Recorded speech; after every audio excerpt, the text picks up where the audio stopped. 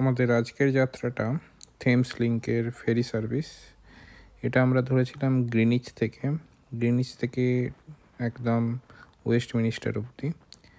তো ডান দিকে এটা অলমোস্ট ক্যানারি ওয়ার্ফ, দেখুন ডান দিকে দেখা যাচ্ছে ক্যানারি ওয়ার্ফ আমরা ক্রস করছি থেমস লিংক ফেরি সার্ভিস ধরে, যেটা আমরা গ্রুপ টিকিট কেটেছিলাম গ্রিনিচ থেকে। 11 পাউন্ড পার পারসন অলমোস্ট পড়েছিল, আর বাচ্চাদের জন্য এটা ফ্রি। অ্যান্ড আমরা এটা দেখতে দেখতেই সামনে চলে এলাম টাওয়ার ব্রিজের ওই কর্নারে দেখা যাচ্ছে সার্ড। অ্যান্ড এই টাওয়ার ব্রিজের ঠিক নিচ দিয়েই আমরা ক্রস করেছিলাম।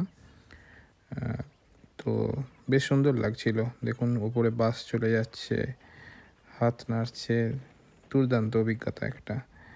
আমি আগে গঙ্গাতে চড়েছি কলকাতাতে, কিন্তু থেমসের উপরে এটা আমার ফার্স্ট টাইম।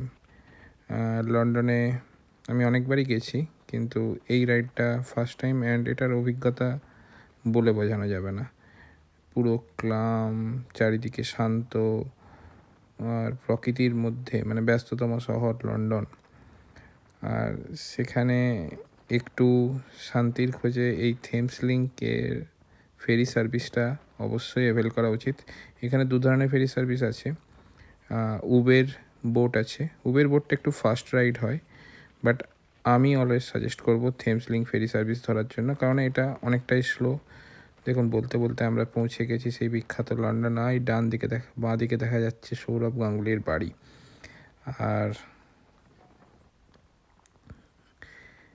এখানে প্রত্যেকটি ব্রিজ আমরা ক্রস করি, টাওয়ার ব্রিজ, তারপরে লন্ডন ব্ল্যাকফ্রায়ার্স, অ্যান্ড আপনার মিলেনিয়াম ব্রিজ। এটা ক্রস করতে করতে আমরা পৌঁছে গেলাম বিখ্যাত সেই বিগ বেন, যেটার ওয়াচ দেখা যাচ্ছে। ঘড়িতে কটা বাজছে সেটা হয়তো দেখাতে পারবো না।